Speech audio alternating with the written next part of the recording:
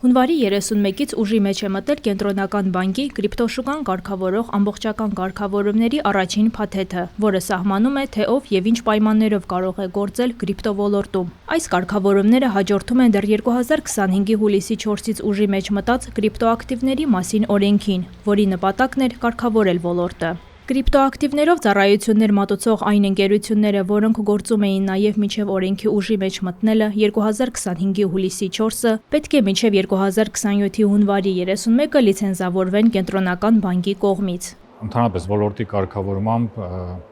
լուծվում է իրավական անորոշությունների հարցը, քանի որ այդ ոլորտում կան բազմաթիվ անձինք, ովքեր որ գործունեություն են իրականացնում եւ տեխնոլոգիաների զարգացման եւ ծառայությունների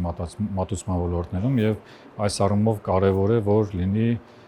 կարգավորված թափանցիկ դաշտ խաղի հստակ կանոններ։ Երկրորդը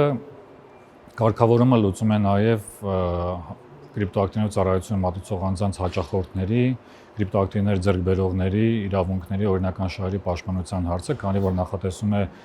այդ պաշտպանության նվազագույն երաշխիքներ, նաև հասցեագրում է այն ռիսկերը, որոնք որ կապված են կրիպտոակտիվները փողերի լվացման, այլ հանցավոր գործունեության ֆինանսավորման նպատակով օգտագործելու հետ։ Կենտրոնական բանկը պահանջներ է ներկայացրել նաև ընկերությունների ղեկավար կազմի համար։ Սահմանել կապիտալի նվազագույն պահանջներ 10 միլիոնից մինչև 200 միլիոն դրամ կախված բիզնեսի տեսակից։ Միևնույն ժամանակ անկախիկ գործառնությունների մասին օրենքի փոփոխությամբ, որն ուժի մեջ է մտել հունվարի 1-ից, կրիպտոակտիվներով գործարքները պետք է իրականացվեն բացառապես անկախիկ եղանակով, բայց անցումային ժամանակահատվածում, որը կտևի մինչև 2027-ի հունվարի 31-ը, թույլատրվել է կրիպտոակտիվներով կանխիկ գործարքների կատարումը, պայմանով, որ գործարքի գումարը չի գերազանցի 300,000 դրամը։ Անկախ գործարքի գումարի չափից ծառայություններ մատուցող անձը պետք է իրականացնի հաճախորդի նույնականացում ու վարի նշված գործարքների վերաբերյալ պատշաճ հաշվառում։ Այս կանխիկի սահմանափակումը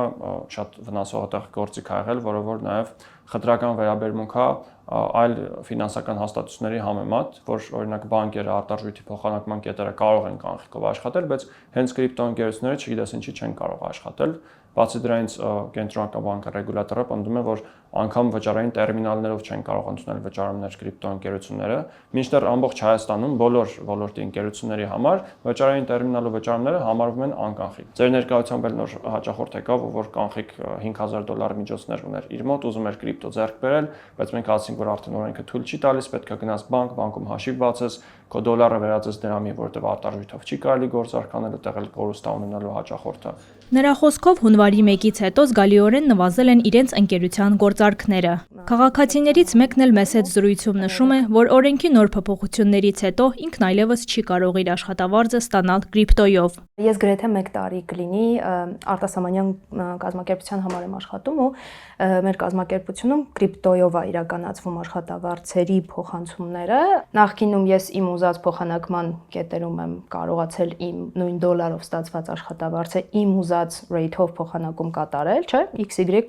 վայրերից դուք եք ընտրում, որտեղ եք գնում, դոլար եք տալի, դրամ եք վերցնում դրա դիմաց։ Հիմա էլ այդ տարբերակը չկա, այսինքն ես դոլարով իմ աշխատավարձը ստանում եմ, ուզեմ, չուզեմ, ես պետքա հենց այդ crypto exchange կետերը ինձ դրամով արդեն իրենց ուզած rate-ով, իրենց ուզած exchange rate-ով իրանք նստացնեն իմ քարտին։ Տնտեսագետի խոսքով կրիպտոշուկայի կարգավորման նոր փաթեթը դրական զարգացում է Հայաստանի ֆինանսական համակարգի համար, դաշտում բերելով թափանցիկություն ու վերահսկելիություն, բայց այն պահանջում է հավասարակշռված մոտեցում, խուսափելու համար ոլորտի մասնակիցների արտահոսքից այլ երկրներ։ Պիտի մյուս կողմից էլ դիտարկենք, որ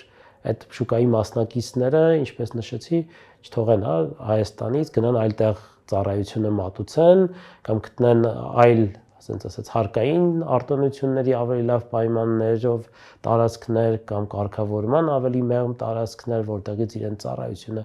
կարողանան մատուցել, այսօրվա տեխնոլոգիական զարգացումները դա թույլ են տալիս։ Կենտրոնական բանկը օժտված է վերահսկողական բոլոր այն իրավասություններով, ինչ ունի այլ ֆինանսական կազմակերպությունների նկատմամբ՝ տեղում ստուգումներ, հեռակա վերահսկողություն։ Անցումային փուլում կանխիկգործարքների պահանջների խախտման դեպքում գլխավոր դրամատունը ընկերությանը հեռացնելու է իր վարվող ցանկից։ Առանց լիցենզիայի ծառայություններ մատուցելու դեպքում հարցը պետական եկամուտների կոմիտեի իրավասության տակ է, եւ օրենսդրությունը նախատեսում է պատժամիջոցներ մինչև անգամ քրեական պատասխանատվություն։ Կարգավորման նմանատիպ նորմեր գործում են նաեւ Եվրամիությունում։